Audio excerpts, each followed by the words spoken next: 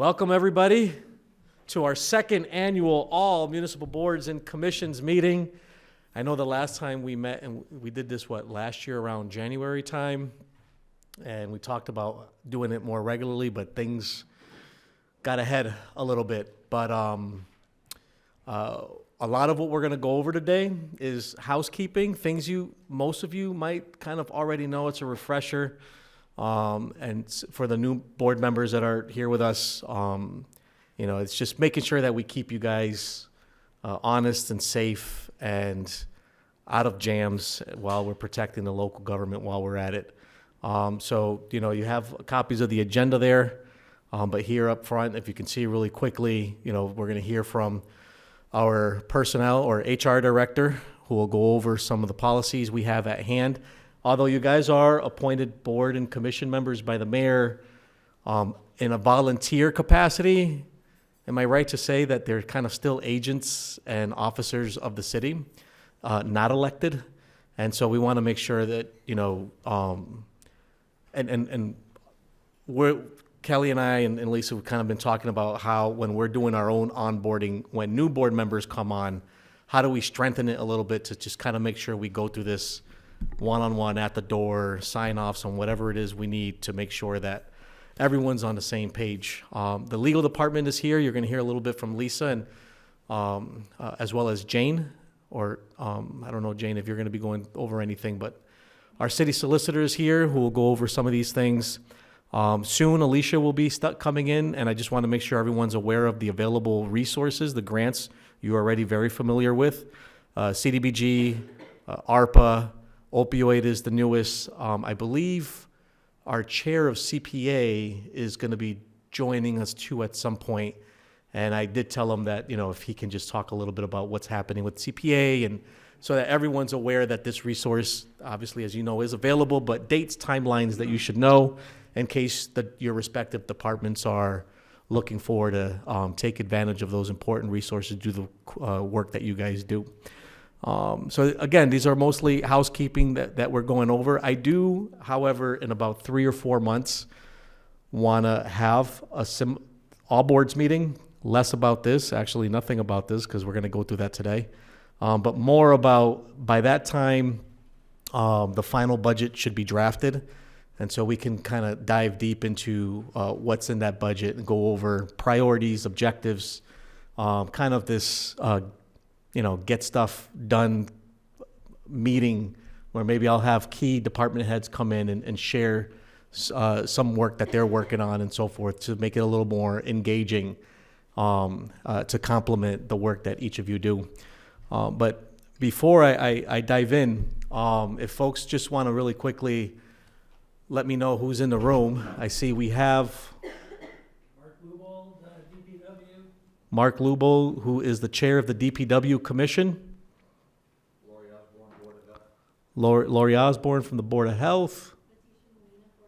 Letitia Molina from the Board of Health. We have a representative for Daphne Board, the Redevelopment Authority. Tom Creed, Redevelopment Authority.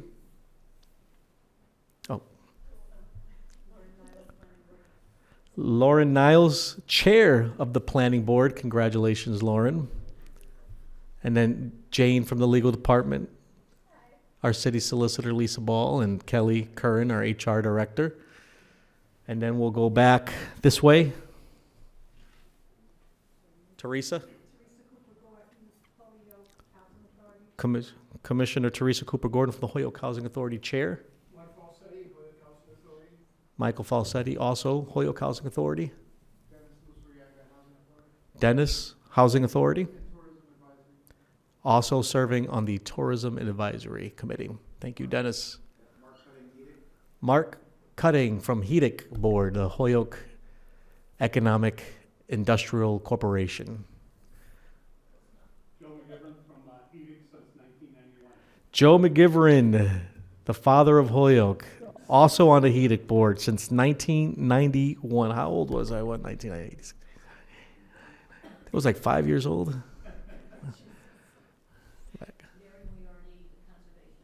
Mary Moriarty from the Conservation Commission. Thank you so much, Mary, for being here. Kate Krockemeyer, Planning Board. Did I get everybody? All right, thank you so much for being here. Here was the run of the program.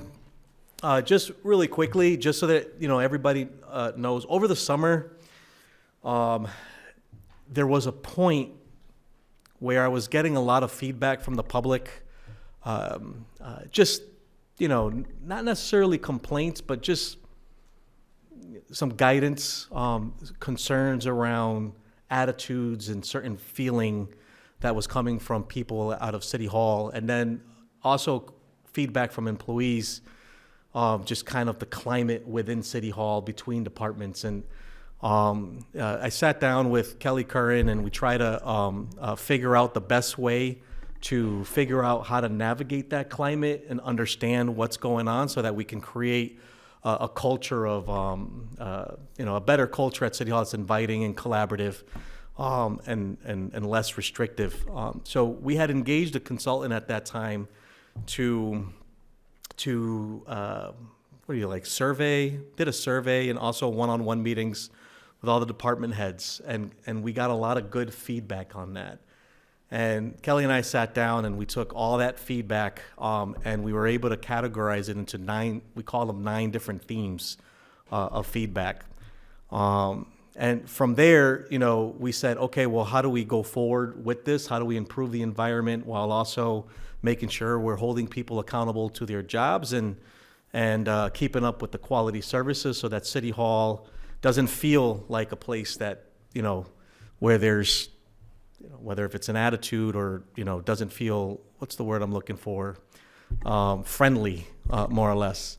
And so we brought on board a different consultant to help us set the stage a little bit about priority setting and goal setting and how to work with individual department heads with creating what they're calling the first team model, and try to establish individual goals and work plans on how to achieve their goals. And it's not only individual as an employee of the city, but also as a leader of their department.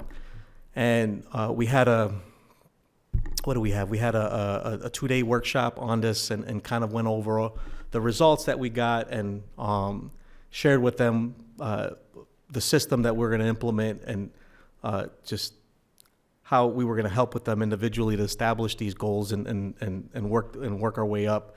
And in that process, we kind of, we were able to have feedback from them and wanted to be sure on what our mission statement was. And from everyone's feedback, this is what it got narrowed down to as far as, the mission statement of, the city, guided by compassion, transparency, innovation. City of Holyoke is dedicated to delivering high quality services to everyone who lives, work, and plays in Holyoke. Simple, straight to the point, and it incorporates everyone's feedback. But of the 9 themes that were identified, as everyone was developing their goals, I threw in there 2 citywide goals that came out of the mayor's. And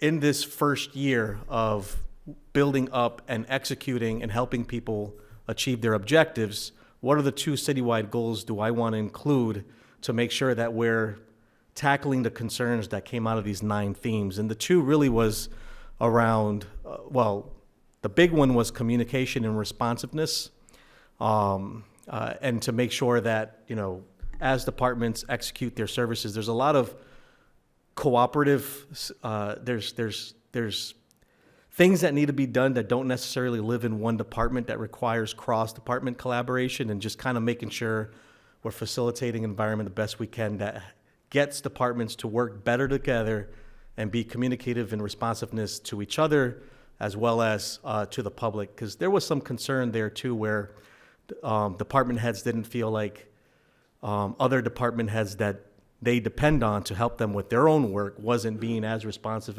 as they should be or could be.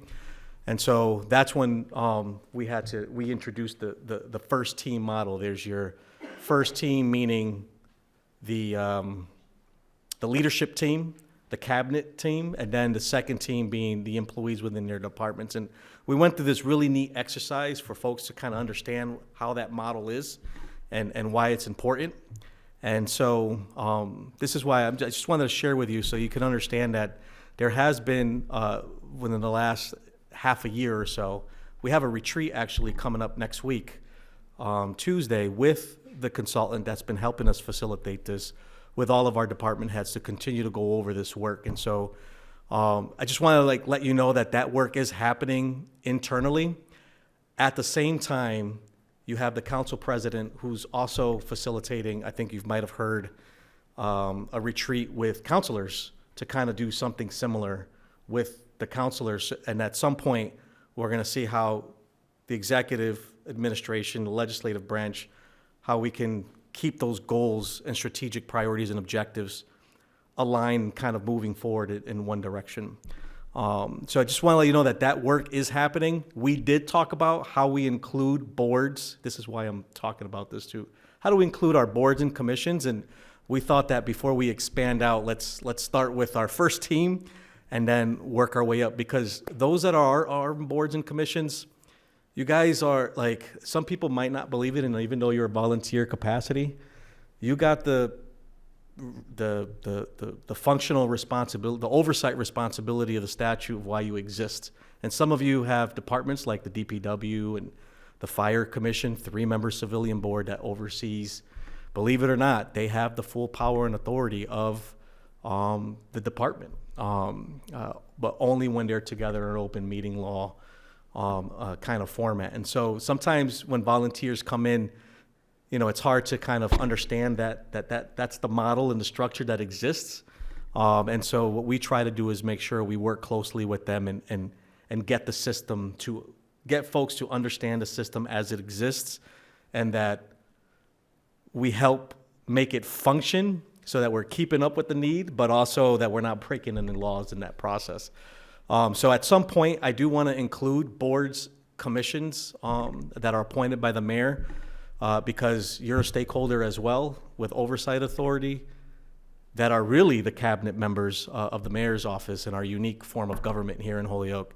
And I want to make sure that as we continue to do this work, that we're all kind of, you know, we're being inclusive in this process with our stakeholders to be sure that we're hitting not necessarily hitting our targets, but getting as close to it as possible as we try to keep up with the services that our community expects. So that's the mission statement we created. Those are our 2 citywide goals we've included, and we're challenging departments as they develop their work plans to make sure that they're not only hitting these 2 citywide goals, but also their own goals. Obviously, you see internal controls there highlighted. I intentionally put that there because the whole reason why I ran for mayor was to help strengthen controls. And, you know, I'm very excited to share that, you know, the core functions that have been presented in the municipal finance modernization finally passed the other day. And so we're very much looking forward to do what I can in this level, in those systems changes, but also there's, in this, you know, I've learned so much working not only the 4 years, but also meeting one-on-one department heads and trying to understand more what their own controls are within their respective departments, and how do we modernize that so that we're achieving that internal controls goal, strengthening systems to ensure greater efficiency and accuracy. And for many departments, it means different things. Some people have streamlined permitting systems. Others have, you know, other systems that require how they engage with a client, or how they share information with the public. You know, that's all part of, you know, systems that exist within their departments that we want to see improved, so that, again, communication and responsive. So we're being responsible to the first bullet goal of communication and responsiveness. So a lot of work is happening on that front. Keep that in the back of your heads, you know, and those boards that do have department heads, you know, certainly have conversations with your appointed department head to be sure that, you know, that we're supporting him or her, and that also as they're working on their goals, that they're collaborating with you as a board to keep you guys, connected and on target with what you want to see achieved within your respective oversight functions of our government. So as far as, this, a lot of you already know this, and this is kind of, for those that are new, I talk about this all the time. I don't have any real specific criterias when I appoint people onto boards and commissions, but these, really to be able to collaborate and communicate and be transparent with your fellow board members and stakeholders. So that's working well together. Obviously not doing anything illegal, following all related personnel policies of the city. And so the reason why I share this is because sometimes, folks think or believe that I know I'm the elected mayor, and so I'm a politician, right? So there's a lot of politics involved. When I appoint people, I don't expect anyone to be aligned with my politics, nor do I don't think I've ever called any of you and made you do anything ever. If I did, you can definitely raise your hand and let me know. No. Oh, you called me and told me what to do, I'll tell you that. I think the bottom line is, this is a community of differences, and, I try my best to make sure that voices, that we're inclusive and voices are represented at the table. You don't have to necessarily be aligned with me, but accept that, you understand that we expect collaboration, that you are able to be transparent and work together with your stakeholders, whether if it's staff or board members or other departments, the mayor's office, the city council, and other stakeholders, the public. Obviously, like I said, don't do anything illegal. And as long as the government of functions continues to operate, that's what's important to me, that we're protecting the system while you're keeping up with your obligations. And I feel like myself, Lisa, and Kelly, we do a lot of work in trying to make sure that employees and board members, that we're as supportive as we can to make sure that the system is able to continue to operate. Whenever there's a disruption in the actual system, and it's rare when it happens, but that's when I have to step in and be the mayor and make hard decisions. But these are really the only criterias. When there are vacancies, I do seek recommendations from members. Luckily for me, since I've been here, we haven't had a lot of vacancies on our boards and commissions, so I've been very blessed on that front, and I know these are volunteers. I mean, here you are at 6 o'clock on a Thursday evening, you have families. Also, you have these night meetings at your board meeting. I appreciate the time that you guys put in and what you do. Some of you are much more busier than others and don't get a dime. But this is a community coming together and taking care of our city. And those that are able to continue to just kind of fall within these expectations, it's great. We're able to keep the city protected, services operating, and continue to build on what those before us have left for us to, it's almost like we're carrying the baton and continuing to take care of the city. So thank you. If there are vacancies on your board and you do have recommendations, most of the time, right, we try to find people that are qualified in the subject area, but I'm also mindful that not every corner of our city, it's divided by income, and so not every corner of our city has a high concentration of experts in subject areas, but every corner of our city needs to be equally represented, right? And so, it's tough to find qualified experts in South Holyoke that might know, I don't know, give me an example, planning board related stuff, I guess, versus people that might live in Ward 7, right? And I think a lot of us kind of know that. And so I try to be mindful in who's at the table. Obviously, we want to make sure that there are subject area experts, but also if there's an opportunity to put somebody in that lives somewhere in the city or maybe has a different background, if I take other demographics, if it's people of color, somebody who speaks Spanish, or maybe it's an all-male board. Maybe we need some female representation. You know what I mean? So I try to be mindful of who's at the table and do the best we can to be sure that we're, again, trying to hit our target. It gets tough, right? Because not everybody always is jumping to, not everybody always wants to join a board or commission. It's a lot of work. It can be sometimes for some people overwhelming. And obviously I totally understand and we try our best. But, when there are vacancies, always let us know and we'll work with you and try to figure out quickly how to find people to make sure that you're meeting quorum and you can still have your meetings. And that, what was the other point I wanted to make about this? I'm slipping my mind. But, when I do meet with people, I always invite the chair of that respective board to sit down with me to meet candidates. And it's more of just kind of a two-way communication, kind of going over a lot of what we're talking about right now so that they fully understand what they're signing up for. And we're not in a situation where, like, we go through this whole process, they go to one meeting, and then they're missing a couple meetings, and then I got to tell them, hey, look, I need you to resign from the board. So, we try to, have those meetings ahead of time together with the board chairs, just to get a feel and make sure that the person knows what they're signing up for. So that's really the criterias, more or less, and my expectations when serving on boards. But for the most part, everyone does an excellent job. A lot of folks, I don't really get a lot of board issues. They do happen, and again, I depend on my core team here. Both the HR director and our city solicitor help me navigate these challenges so that, again, like, I'm in this role and I know how delicate this position is, and I try not to react to make sure that we're protecting the city.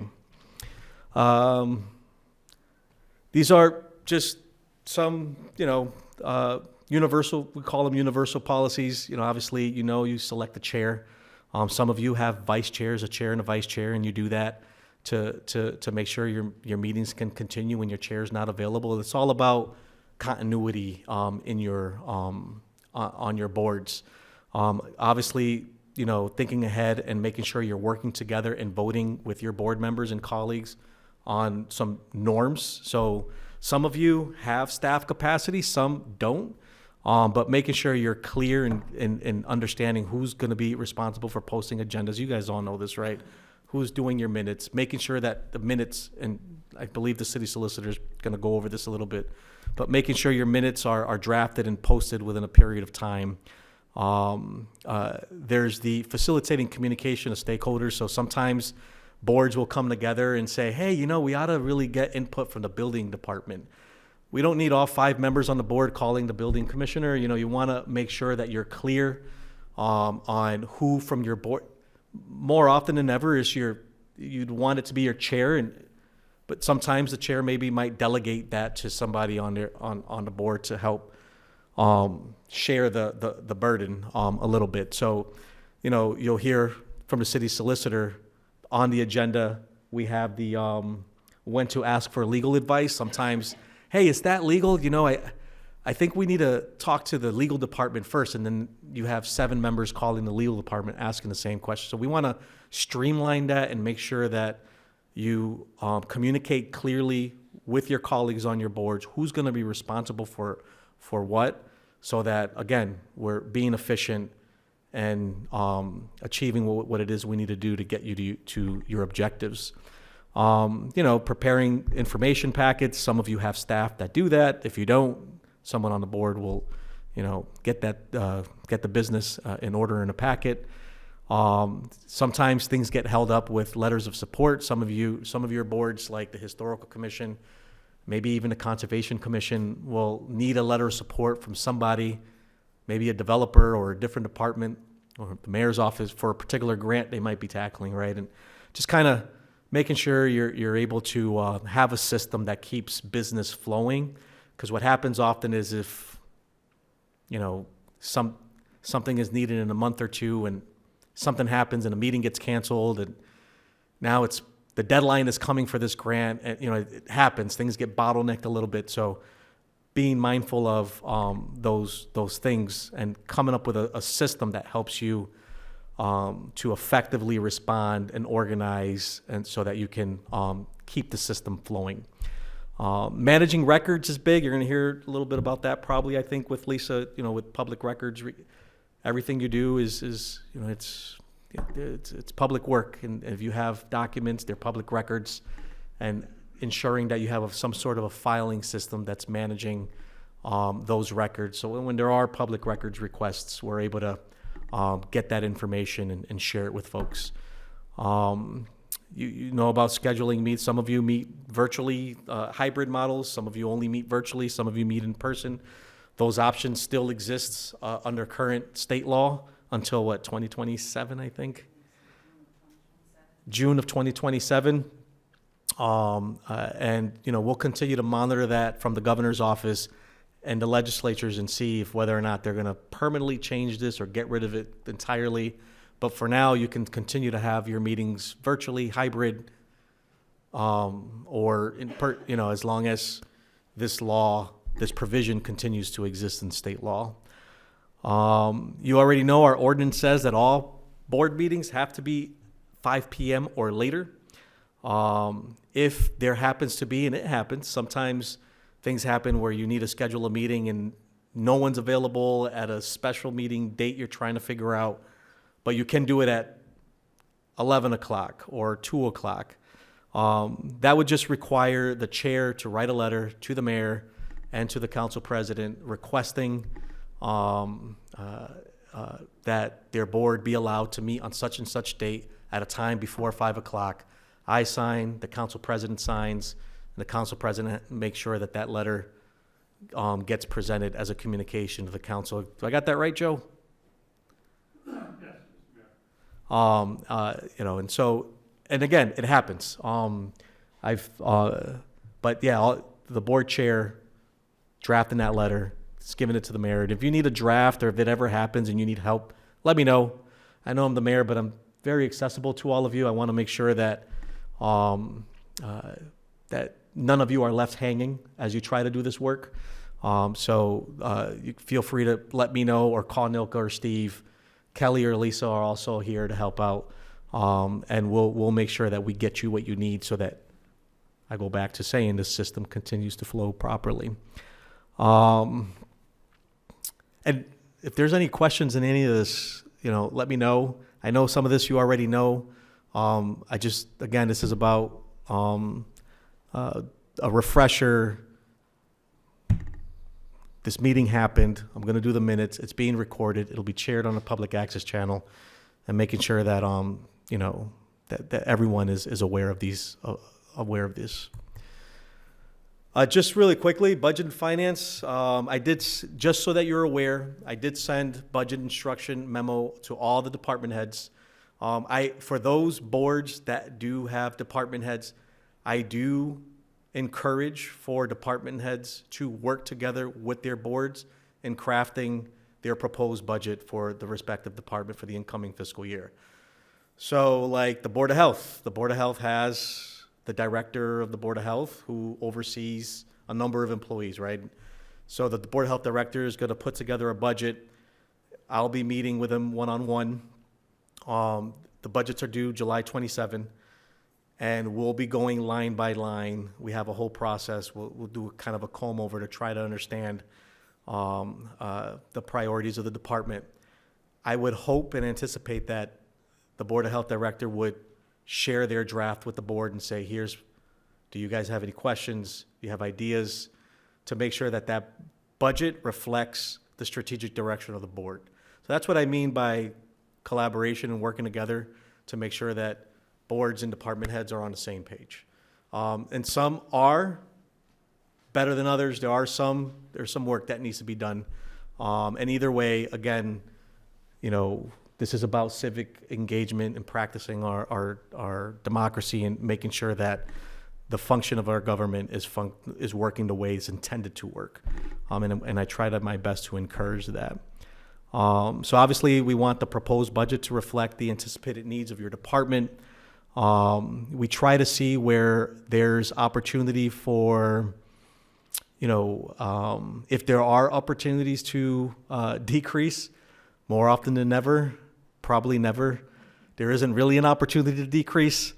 But we do go line by line, and I think any department head can share with you the scrutiny that they go through when they are meeting one-on-one with me and the former auditor, now the new interim auditor. TJ Plant is our consultant who's been helping us also through this process as we try to implement the municipal finance modernization and help with financial forecasting. He's helped draft a capital plan for us. But we're going to go through and scrutinize line by line and see if there are opportunities for, I don't really look to cut services, but if there's efficiencies that can be found, and we do find sometimes efficiencies, great, even better. The strategy continues to be to help departments build up. Since my first year here as mayor, there were a lot of departments that were inadequate, lack of staffing, lack of resource. We had a lot of underpaid staff. The core team here has worked a lot on getting folks in a competitive pay. So we did a lot of structural changes. We've improved a little bit, made 21st century, a little bit more competitiveness in the benefits package for folks. We've added employees where we need to keep up with critical services like our inspectional departments. I try to lead with how can we help departments build capacity rather than take away and limit your ability to keep up with critical services. So we take a hard look at that. But budget's due February 27. If you didn't already know, connect with your department heads or reach out to me. I'll forward you the memo. I think I might have forwarded the memo to all of you. Sometimes I BCC everybody and kind of give you an update and say, hey, here's where we are. Did I forward you guys budget memo at all? Do you recall? If I didn't, I'll make sure that it gets sent out so that you know what's been sent to all departments. Because I know that there's some boards that don't have staff that sometimes get missed. Like, I don't know. For the first time, we put a budget together for the Disabilities Commission. But thankfully, Kelly's been helping them out and going to their meetings and doing what we can to make sure that we're keeping up with their respective objectives. So, we'll work with you through that. This is just a timeline, an anticipated timeline, subject to change of our budget process. I try to be as open and inclusive and transparent as I can through this whole process. As you already know, once the mayor's version is complete, we send it to the council. The council then meets with department heads one-on-one, and we kind of re-go over what they submitted, and the council does their versions of the cuts, if any. And I've got to say, for the last 4 years, I've been very blessed with a good council that has made cuts, but nothing as drastic. Like, we're talking about 100,000, which, as complicated as the budget is, there's opportunity there where we can catch somewhere through other revenue sources, or in the middle of the fiscal year, do line item transfers from surplus lines that might exist, and whatever the case. So, we try to put together a budget that if there are any minor or major cuts, that we can be resilient through that and not feel like it's going to be like the end of the world if the cut was made. But this is just kind of the strategic. I'm looking at around May time to have a State of the City, where I formally present the budget to the council and then they do their thing. But sometime before that, I want to have this meeting again and just kind of go over with you the draft that I'm about to present, and then also objectives, priorities, and all the amazing things you guys are doing. And I just want to spend more time in talking about that, because I don't think there's a lot of opportunity that our boards and commission members can come together and have that kind of a conversation. And there's so much overlap that exists that it'd probably be good to have some sort of coordinated strategic meeting where we're able to have a good dialogue on what people are doing. Any questions on the budget or timeline that you might. Josh, will you be sending out a copy of this presentation? Yeah, I can definitely do that for you. And the last thing I'll put, and then I'm going to hand it over to our colleagues here, is when dealing with the city council. We got a good city council this year, or this, and even though that might be the case, they're going to have questions. Some of them are new, and they're in that like beginning phase where they want to get a lot of stuff done, and that's okay. That's good. They went out and they campaigned, and they're trying to understand how things work. So when we have department head meetings, I always have this item on the agenda because sometimes it gets difficult, or it can get a little uncomfortable for a department head to not know when to respond or when to respond. And so I just put this here, and it's this exercise that we go through with department heads just to be sure that they understand that, it's okay to communicate with a counselor when they reach out. But also, I know sometimes we have strong personalities that can be on the council that might say something that somebody doesn't like. And the same also exists, which is another important point about being on boards and commissions. You have multiple personalities on your boards, and sometimes somebody might say something that might make you feel uncomfortable. I don't want you feeling uncomfortable. If something like that ever happens and it doesn't feel right in your stomach, reach out and let me know, because I want to make sure that I work through you on that issue with you, work through it with you on that issue, to make sure that if you're going to volunteer your time, you don't feel like you're wasting your time for nothing, right? And when you can be doing other things.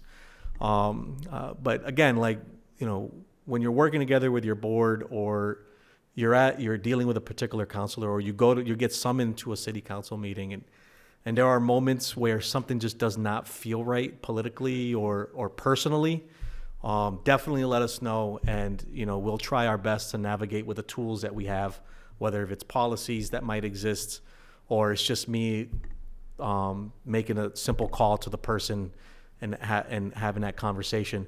And I could tell you, more often than never, believe it or not, it's a misunderstanding or a miscommunication. And we've been able to resolve a lot of issues ahead of time by helping people just kind of filter through or understand what's being requested. And sometimes, there are issues when it's pretty direct. And we know when things are not tolerable at all, or other things when we say, hey, look, when they're not tolerable at all, when we say, hey, when I ask you to be on this board, you have to work together with your peers. We have to be respectful. We have to be collaborative. And other times a board member will reach out and say, this person, they don't like something they might have said that has nothing to do with the city, right? And so there's nothing I can do about that. Can I? Sure, but that's politics. And I don't respond when if it doesn't have nothing to do with the function of our government and the ability to get stuff done, to vote and make decisions and keep things flowing, then it's really out of my wheelhouse. But I try my best with my relationships. I feel like I have really good relationships with 99% of the people, to connect and have a conversation and make sure that we have an understanding of the direction we're trying to go as administration, as a city, and for our residents, our community at large. So when dealing with the council, I encourage, please, work together with the council members. If they reach out, get ideas. Sometimes someone might have if it's DPW related, I know you might have gotten some outreach on enforcement with cars, Libby, right? And I'll get a counselor to say, hey, what's the system or the process? And, sometimes hey, Mark, can you just touch base with this person and just kind of hear them out? And then Mark at a DPW board meeting can bring it up and say, and work with their department. You know what I mean? So that's what I mean by just being responsive, being able to communicate with each other. And when things are knotted or it doesn't feel right, let us know so we can catch it ahead of time. This is now our Human Resources Department. Kelly Curran is going to come up. And again, at any point, if you have questions, let me know. I can give you the microphone so you can ask your question. She's going to go over social media policy, sexual harassment policy, just kind of give you the rundown on onboarding and offboarding of employees, and maybe even with boards and commissioners. I think I see here timekeeping and other things that you might have on your agenda, Kelly.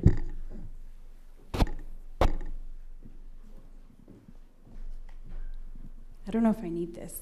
Should probably Well, stand here. it's for the, Oh, for you guys to ask no, questions. for the, Oh, for the TV? Yes. Okay. All right. Hi. I'm going to try to be quick because it is late, and I don't know about you, but I didn't have dinner yet. Social media policy, you guys, a lot of you were here last year, so I don't want to take too much time going over it. I know it was a hot topic last night if anybody was on social media or watching the committee meeting, but although we can't discipline boards and commissions if they violate it, we still expect them to hold to the, we're talking about elected officials. yeah, no.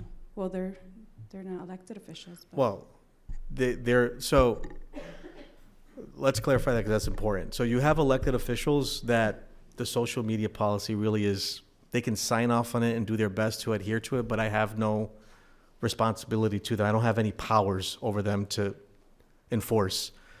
But I do with boards and commissions. If we can't adhere to the social media policy, I'd have to ask you to step down from the board, right? Like that's where our control is here. yeah, got it.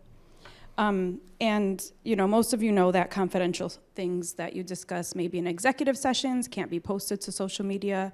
I think I sent this to you last year, but we have your email addresses from the sign-in sheet, so I'll send it to this group. And maybe with the mayor's presentation, we could just send it to all the boards and commissions so everyone gets it.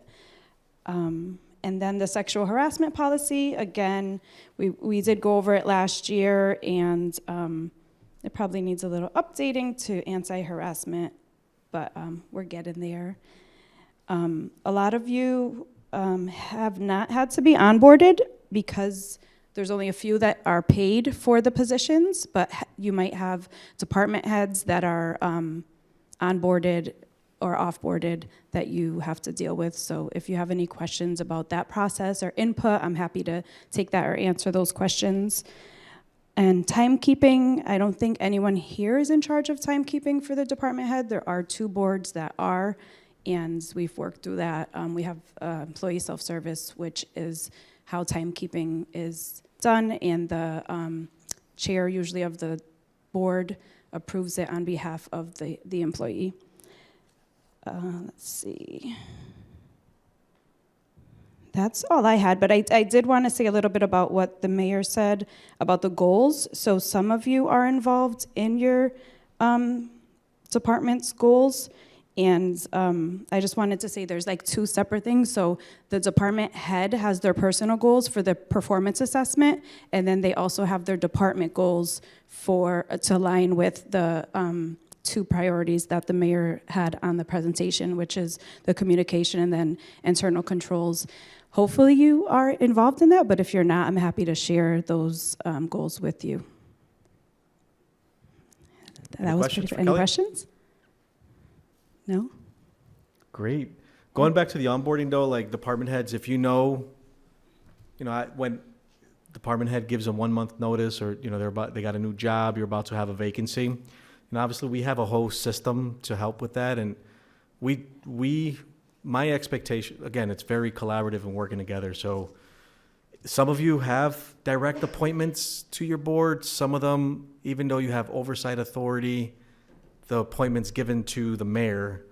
And so like the DPW board, for example, I have the hiring authority over the DPW director, but I told the DPW board, hey, can you vet the candidates and make a recommendation, right? And so I'll do that. Sometimes maybe it'll just, if the board can't or don't have time or whatever the case might be, then we'll put together a committee. Maybe 1 member from your board can be on a committee with the personnel director and kind of facilitate the process. So, we have a whole system in how we recruit people when there are vacancies, and making sure that the process is inclusive and that we're consistent in making sure that we're finding the best candidate. and trying to eliminate any opportunity for nepotism or, hiring people that might not be qualified at all. But candidates that we had say in that process and some ownership. So again, so we can keep things functioning and moving forward. So. Yeah, and one more thing about the performance assessment for the department heads. It is the fiscal year schedule. So if you weren't involved in this year's setting of the goals, I'm looking at Mark because I'm thinking I have ideas. But you should talk about it during the budget season, and it is because there is a percentage tied to the salary. So, but also if there's goals that you want for your department head to include, you should talk to the mayor and add that. Any questions on that? No? All right. Okay. Next up, we got All right. Lisa Ball Attorney Ball? and Jane Mantaleski. Thank you so much for being here tonight. Hello, everyone. For those of you that I have not met, my name is Lisa Ball. I'm the city solicitor, and I have with me Jane Mantaleski. who's an assistant. There are 3 of us in the office that work full-time in there, and Mike Bissonette, who some of you may have met, is also, he does a lot of the nighttime meetings, not just city council. He doesn't go to planning board, because I think that's kind of Jane's area. But he will appear at several board meetings if he is needed, and that's really what his role has been. So I think the first thing on the agenda was requesting legal opinions. I would just let everyone know it's typically just the mayor and the city council that can ask for legal opinions, but it doesn't prohibit anybody from a board or a department head from reaching out and asking for an opinion. It is supposed to go through the mayor. It is supposed to go through you so that you make the decision that it is something that we need to write an opinion about.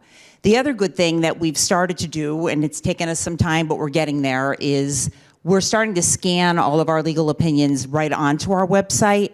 And I feel like this is going to cut down on some of the requests because a lot of these requests are similar, or they come in, they might be the exact same thing, and no one remembers that opinion was written 15 years ago. We're not quite there yet, but we do have opinions on our website right now going back to 2022. So something that you feel like you want to have an answer to, you want to just look on our website and see, have we written an opinion on it? Otherwise, reach out to the mayor and he'll let us know whether to write the opinion. Of course you can. Thank you. So that obviously doesn't, as Lisa said, I do attend most planning board meetings, Attorney Bissonette for the City Council and other DPW meetings as well. And I also do attend HEDIC when I'm needed and HRA.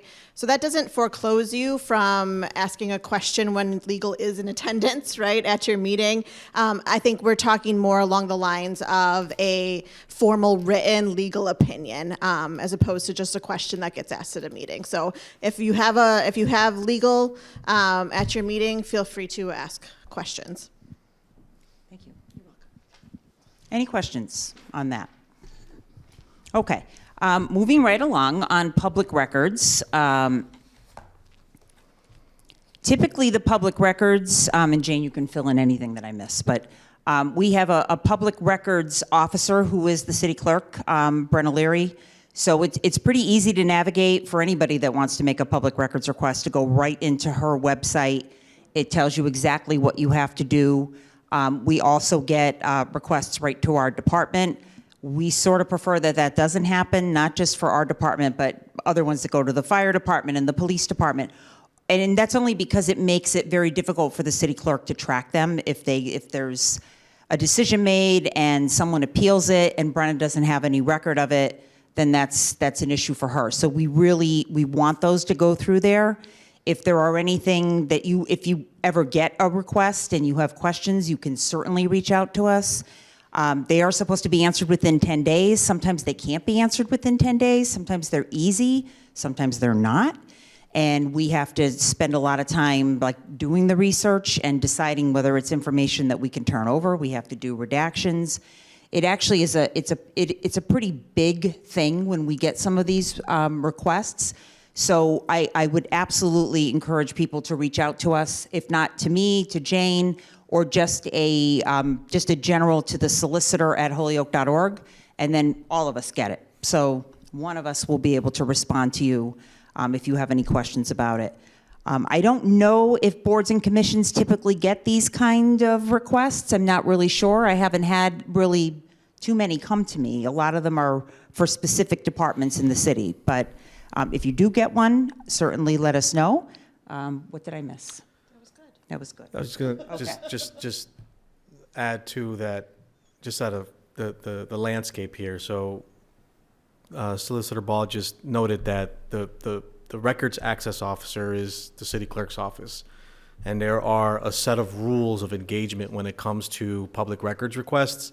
So not everybody or every department or, understands what it means. Sometimes they think they get an email, this is a public records request and I want to know why,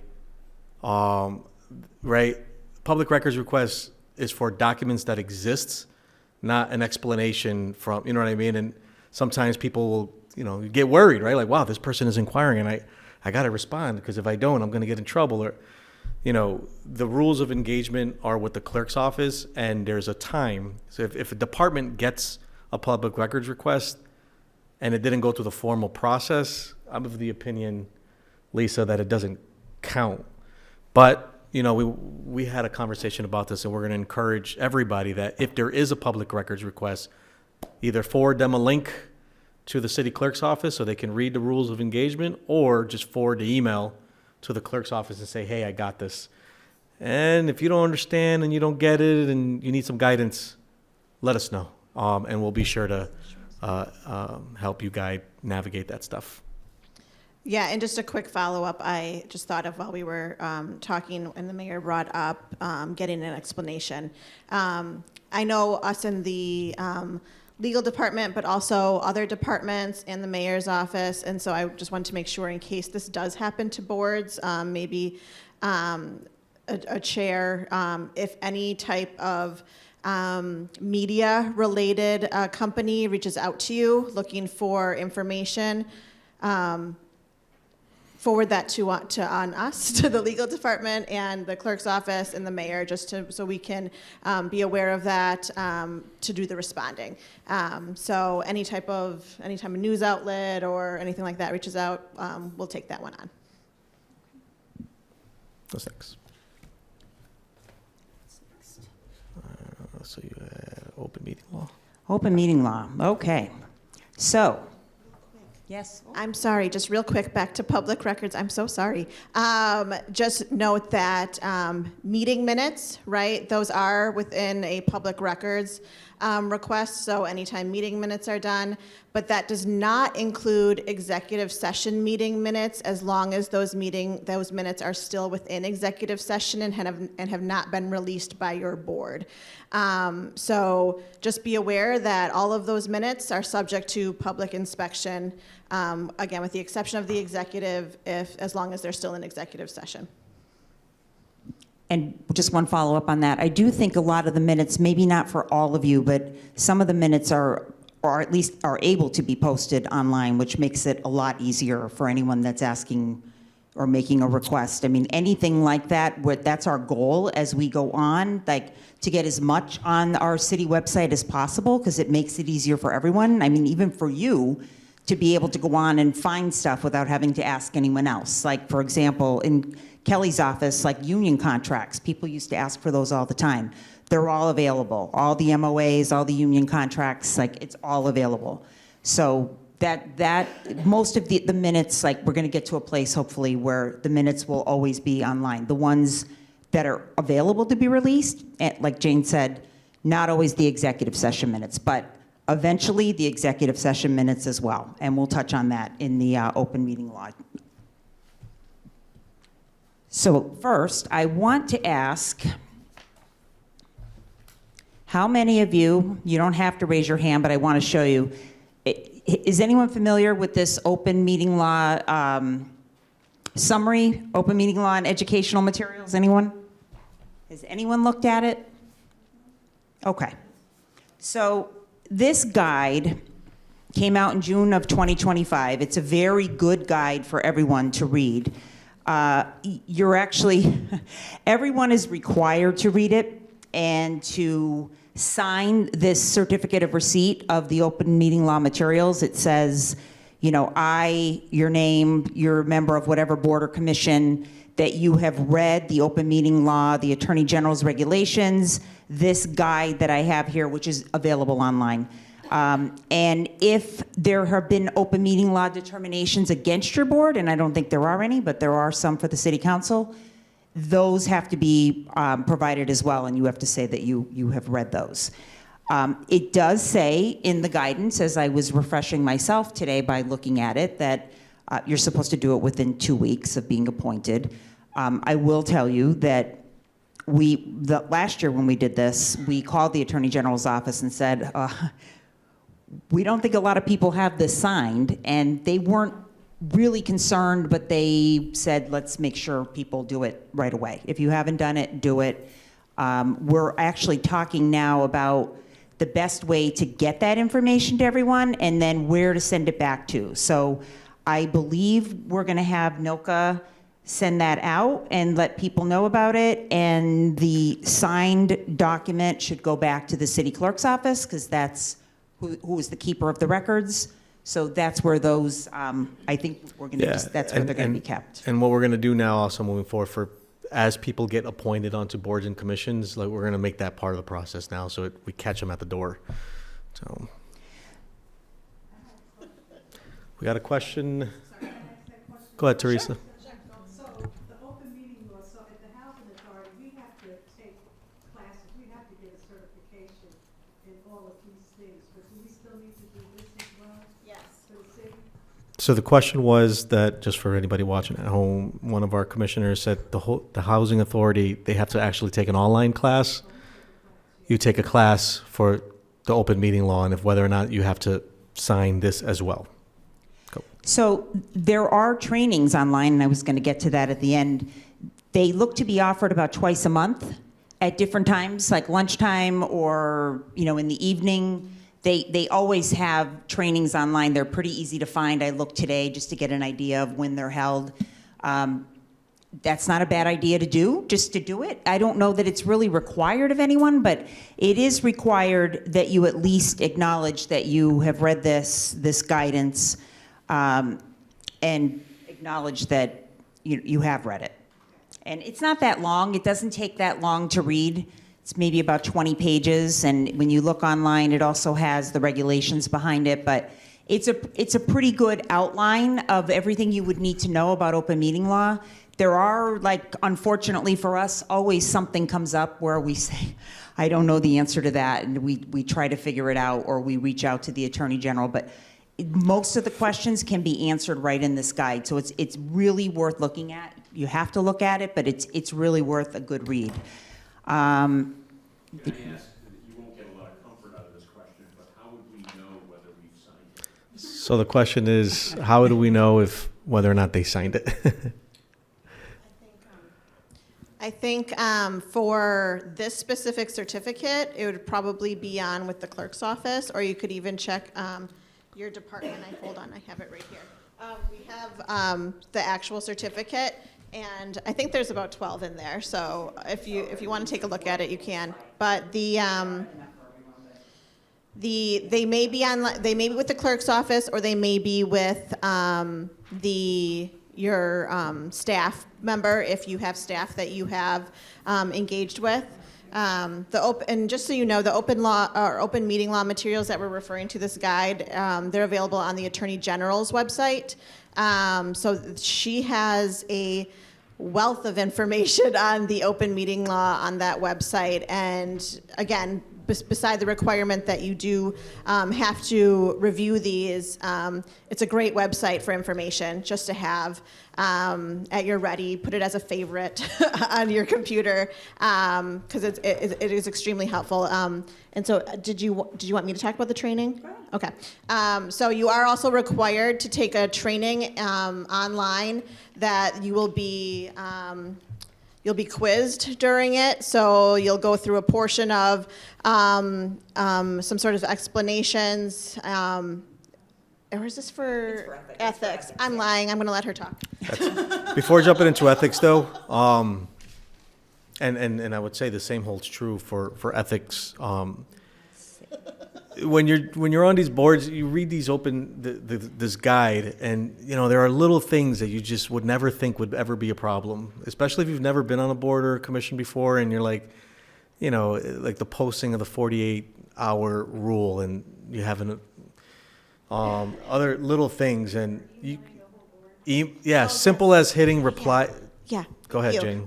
So that is a big one, and I do talk about this a lot in the boards where I am present. And if there's questions or some sort of information gets emailed, or there's a draft document and it wants to be circulated through Google Doc for comments by the board before a meeting, I always comment that and make sure that the board knows that it is fine to do a document or submit a document through email to the entire board. It is fine to issue comments, but there can be no reply to that comment or discussion amongst the board through even the email forum, because that would be a violation of your open meeting law. So that is, again, something I'm always talking about in meetings where I am, and that is an issue. So just make sure that anytime you have more than essentially half of your board on an email, that is an open meeting law violation potential if there is discussion. So I encourage you to not do that. Don't reply all. Yes, and there are some boards within the city or commissions that aren't necessarily what are called public bodies, right? I think that those are boards or commissions that are advisory in nature, that are maybe helping a department head or the mayor. Like a task force or something. Right, like a task force. But boards and commissions that are specifically laid out in our ordinances to either serve the community or serve city council, advise city council, those are all subject to the open meeting law. But if you are a member of a board where it's just merely advisory to like a single department head or the mayor, then that is not an open meeting law public body that needs to be compliant with that regulation. I know that's kind of confusing, but if, again, any questions, we're here to answer them. So I was just gonna say that, there are little things in there that seem harmless, like replying all, because you have a question or whatever. Just, definitely read the guide so that you're equipped, because although harmless, it gets us jammed up. If it does get us jammed up, and then the legal department is untangling that knot and trying to get us back on track. And so definitely it makes, it's a good read, be informed. And the other point I wanted to make too, because you guys are all respective members in your boards and commissions, but your authority only derives when you're together in an open meeting that's followed the open meeting law. So you're going to get invited to, as a member of HEDIC, they're going to, or the HRA, some constituent in the community is going to want you to come and to a meeting that they're having that's in line with your subject area of why you're on that board.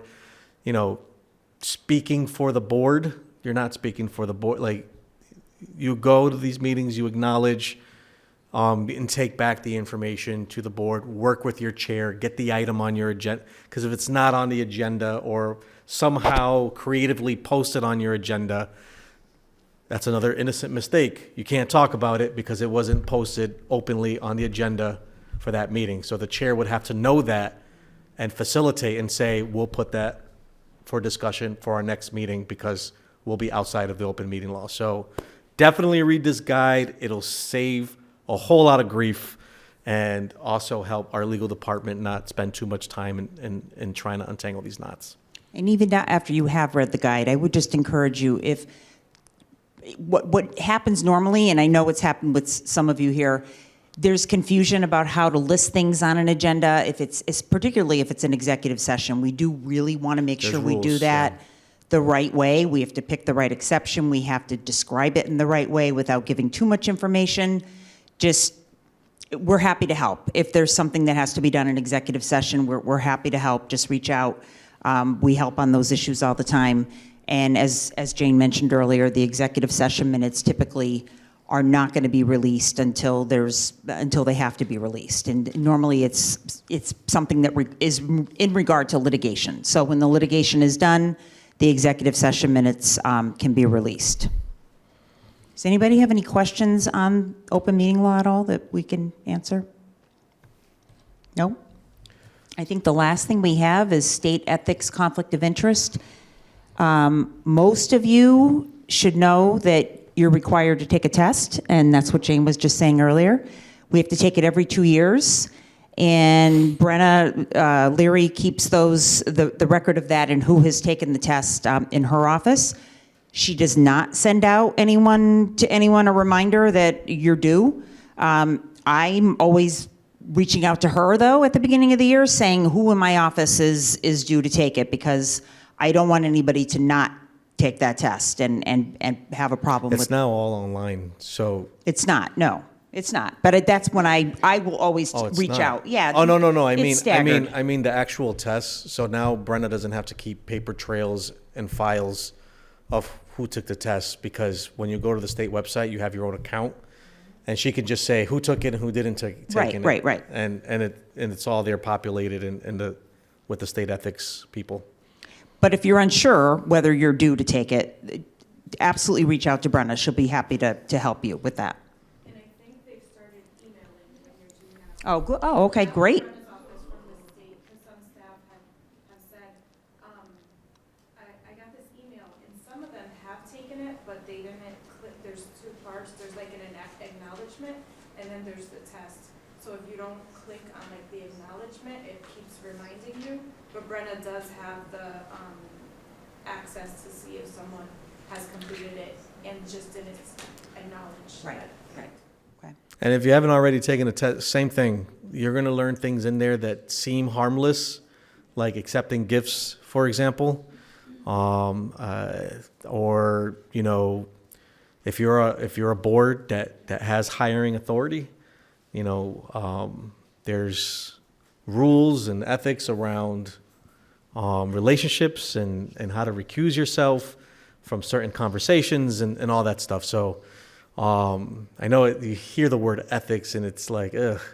But when you start taking the test, it starts getting very interesting, and you start thinking about what's going on, and you're like, wait a minute, certain scenarios, I don't remember this person ever. I remember that issue. So really it's an eye-opening test. And again, this is all to protect you, protect the city, and make sure you're not getting jammed up in anything.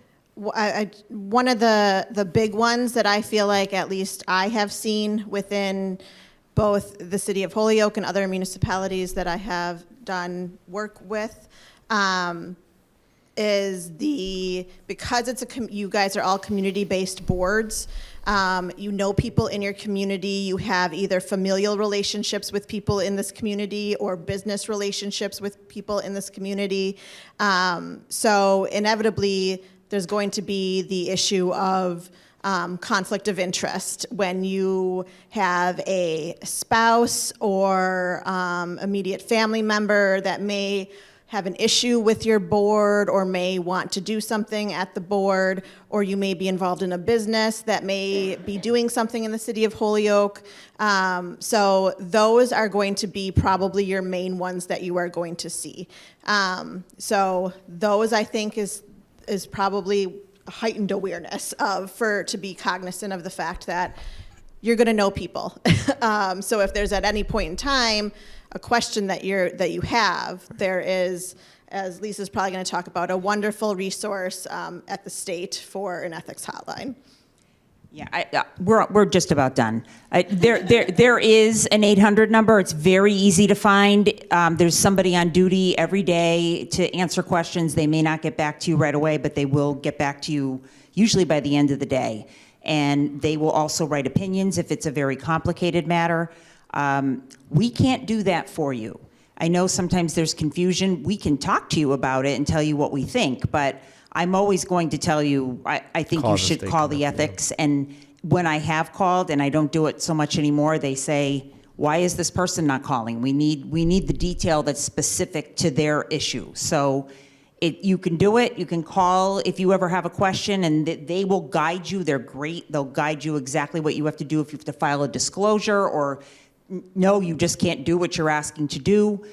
They're a great resource. So if you do have a question, you can reach out to them Monday through Friday. I think they're available till 5 o'clock. And I think that's all we have, unless somebody has a question for us. Any questions for the legal folks? Thanks so much, Okay. Lisa and Jane. You guys are the best.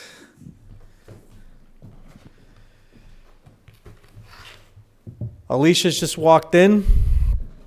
Alicia is our Director of Community Development. She's going to go over it, I'm sure, but again, the Community Development Block Grant, ARPA, Opioid, that's where those funding sources live. And she's going to go over these. And really, we're going over this to, one, you understand that these resources exist. Two, you understand systems and processes. And three, you take back to your departments, hey, remember that project we've always wanted to do, but we had no money? It's eligible for this particular funding source. We should submit an application. So Alicia's just going to kind of go over these and just guide you through and let you know, about these resources. So, and the mic is yours. Good evening, everybody.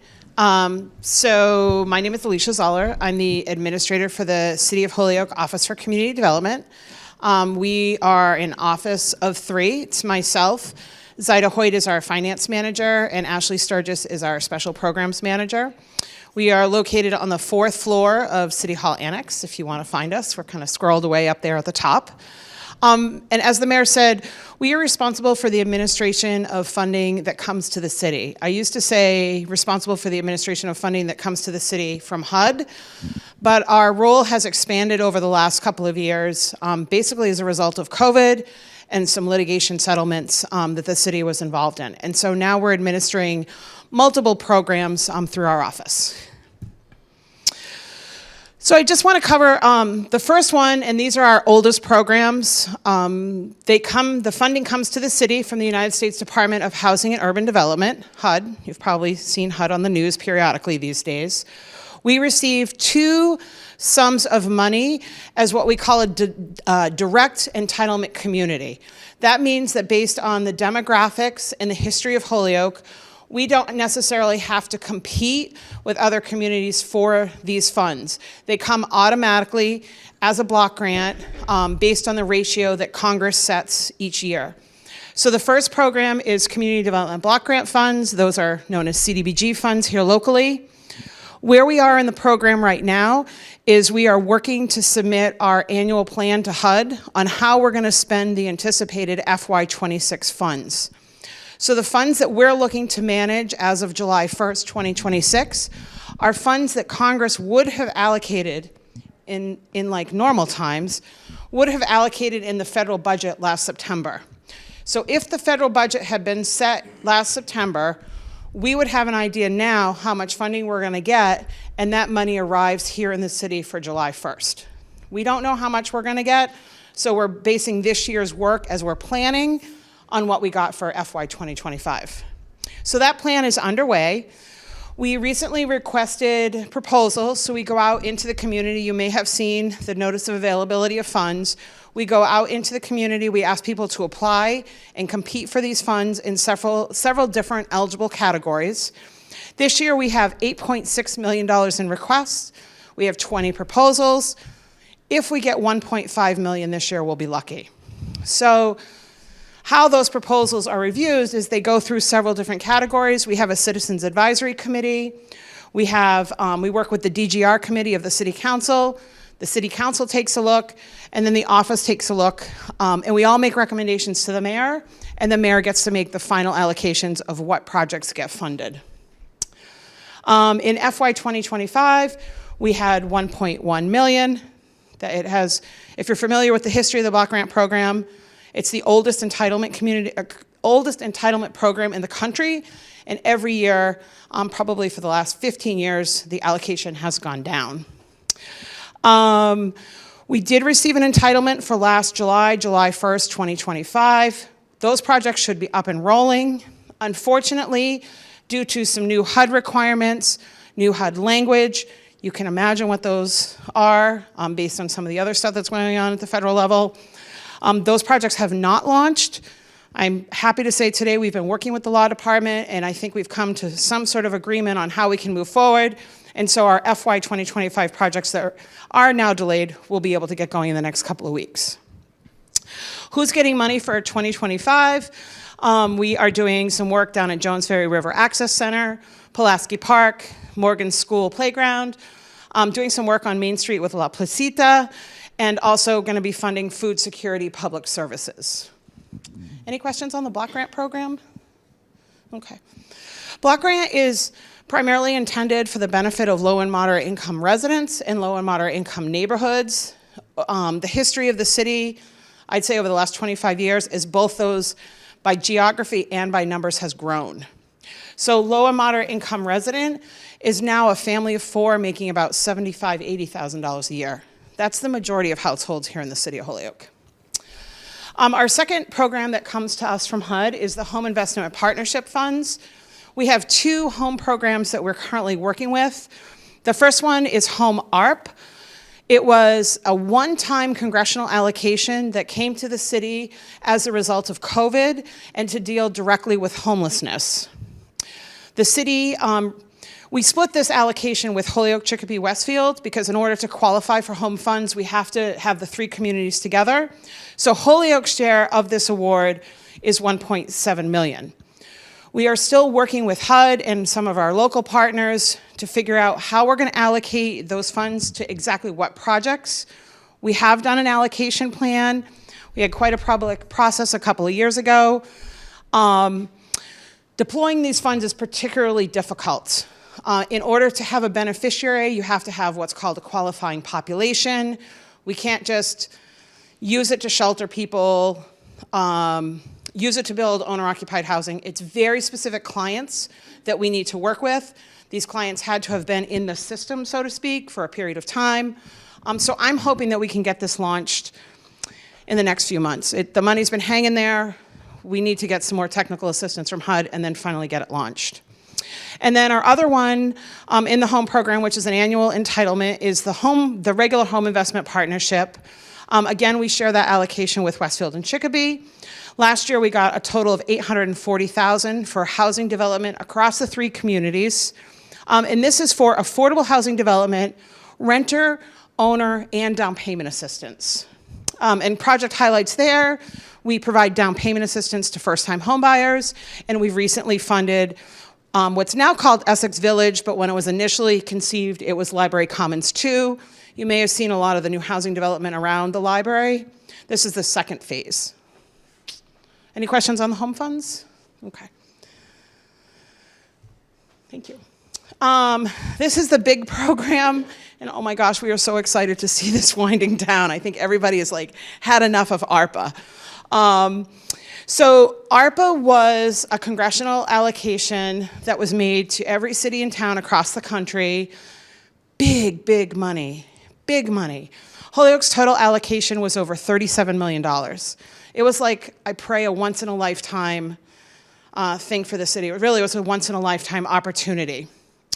As of our last reporting for December 31st, we've expended just over $33 million, so I feel like the project really is winding down. We had originally funded 50 allocated activities. If you remember way back when we had multiple rounds of people competing for this and we had 75 projects, as we were setting those projects up in the US Treasury portal, we've combined some of them so we don't have quite as many to manage. So overall, we have 50 activities that we're still managing. 24 have been completed, 6 have been canceled due to inactivity. We were under a really strict deadline for December 31st, 2024. Every single penny of that $37 million had to be slotted in the US Treasury portal into an activity. If a community did not slot every penny into some kind of eligible activity, they lost the money. It just, the Treasury took it back. We are proud to say that we slotted every single penny. It was a lot of work, a lot of finagling, a lot of puzzle pieces, but every penny is accounted for in the US Treasury system. And these reports are available on our website if you are bored one night and want to thumb through. All these projects locally, we're requiring folks to have them completed by June 30th, 2026. So June is coming fast for these folks that aren't quite done yet. And then we'll take the next 6 months and we'll close out the final projects, both locally in terms of audits, paperwork, compliance, and then close them out in the US Treasury portal. My goal for us as a city is not to return any money. We don't want to return any money at all to the Treasury. However, we do have projects that unfortunately came in under bid, and that money was locked in for 2024 as it had to be. So there might be places that we return some funds. Maybe $200 here, $200, not 200,000. $200 here, $1,000 there. Bids just came in lower. We're trying to get people to spend that money, just find something, you know, like, I think one of the ones is the fire department turnout gear has like $57. It's like, can't you buy a case of gloves just so that we don't have to send any money back? So that's our goal right now, is to get these projects completed and not turn any money back to the Treasury. And I think we're on track. Because that was such a large sum of money, you can imagine that if it was invested properly, it would earn interest. And so through the work of our treasurer's office with the mayor and our city auditor, they invested that money. And so to date, we have then reinvested $1.5 million of ARPA interest back into the community. We did a mini round of applications last fall, summer. And we've funded a couple of municipal activities, and we've funded several housing activities. So we keep reinvesting and reinvesting. Some of our project highlights, again, we have 50 projects that are running in this program, but here are some of the highlights as I think about things that have wrapped up and things that you all can see in the community. So we just sold, last week we closed on it, a homeowner opportunity at 291 Walnut Street, brand new house, first time home buyer, really exciting for them. The parking lot up at the Elks that people use to park and walk the reservoir, that was funded with ARPA. The mayor's initiative, Flex Squad, funded here. HG&E has done some broadband upgrades. We've worked with small businesses to bring them up to code. We did a water line replacement at Hampden Street. We've done about $10 million in municipal building upgrades, which we keep plugging along with. We have almost a new roof on the Children's Museum, City Hall Annex, DPW. We're getting there. Turnout gear for the firefighters. We've provided rent and mortgage assistance for families originally impacted by COVID, so if they lost their job, they were able to get some help through us. And then we also funded South Holyoke Homes Phase 2. Any questions about this? Go Housing Authority. Any questions on ARPA? Okay. Once in a lifetime opportunity, it really was. And then our most recent project is the opioid litigation settlement funds. So these are funds that have come to the city as a result of litigation between states and pharmaceutical companies and pharmacies. And so the city received a portion of those funds. Those payments are going to be made from 2022 through, I believe, 2038. So every year the city will get a disbursement. Who's familiar with this project here in the city? Okay.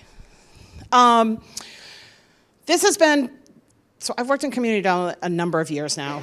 This has been such a hot button issue for the city. Contentious in all different ways that I think we as staff have been kind of surprised at, but we've forged ahead. I want to make it clear on these opioid litigation funds that this project was assigned to the Office for Community Development. We did not ask for it. It was assigned by the mayor.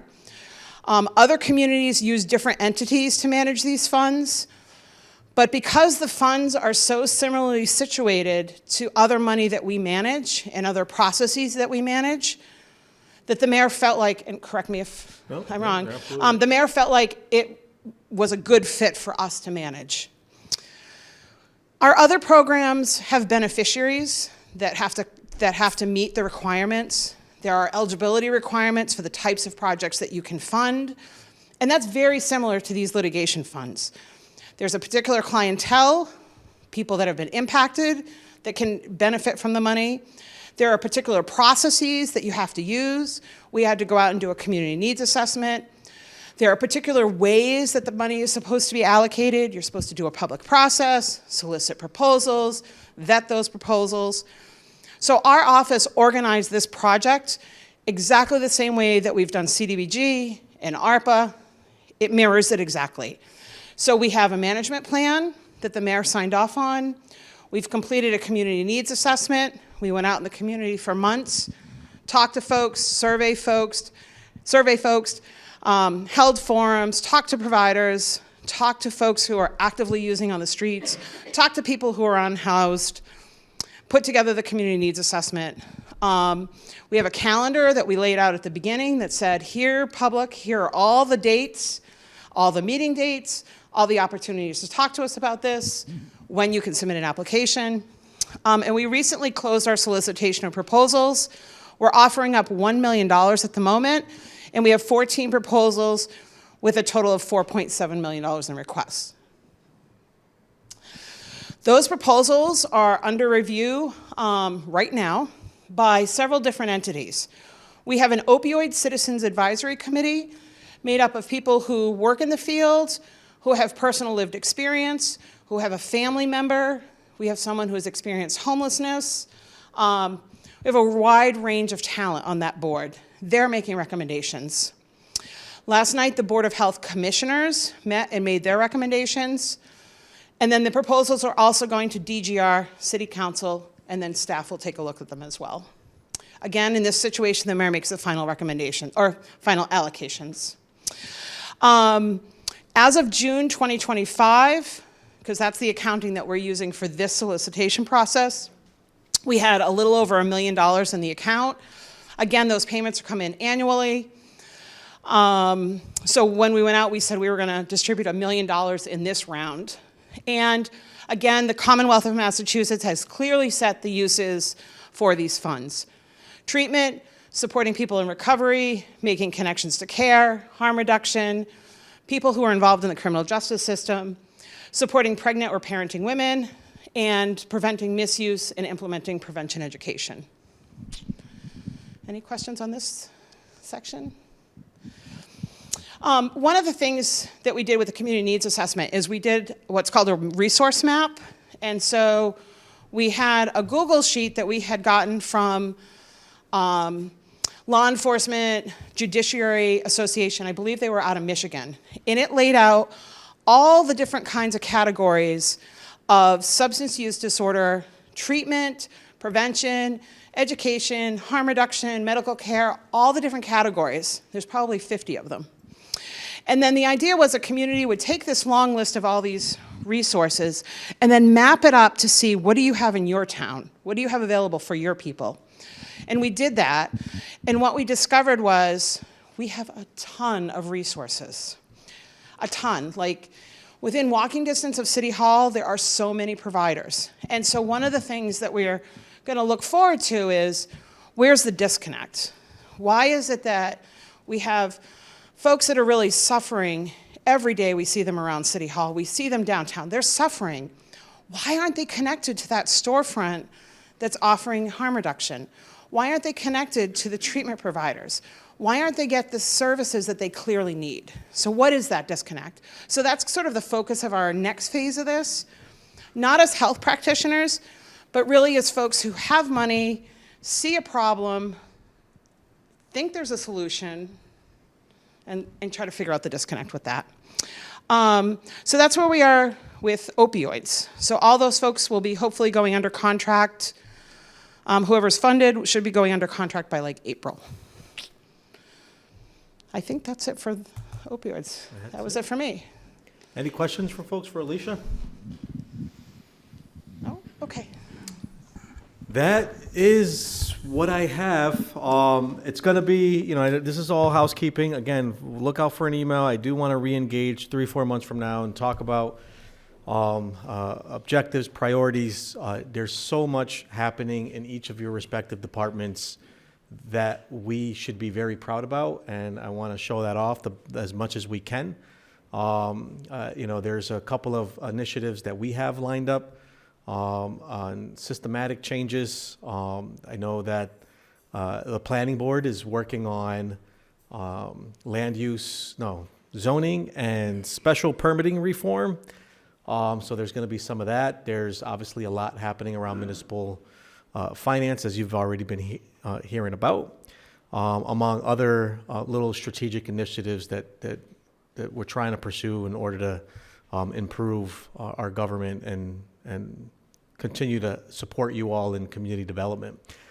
So I want to put some thought into what this next meeting will look like, but I want to keep it focused where it's a little more productive on how we're tackling quality of life issues, and maybe even have some key department heads come in and do kind of this rapid fire, information of sharing of information of some of the stuff that they're doing, and how it kind of corresponds with the work that you're all doing through all your boards and commissions. So that's what I have. Thank you so much for hanging out with me tonight. I know you have a lot of other better things, but obviously this is all meant to protect all of you, protect the city, and to do what we can to continue to support your work. If you haven't signed the sign-in sheet already, please do so. And if you're up for it, I'd love to take a group picture here if you're up for it. So thank you, everybody.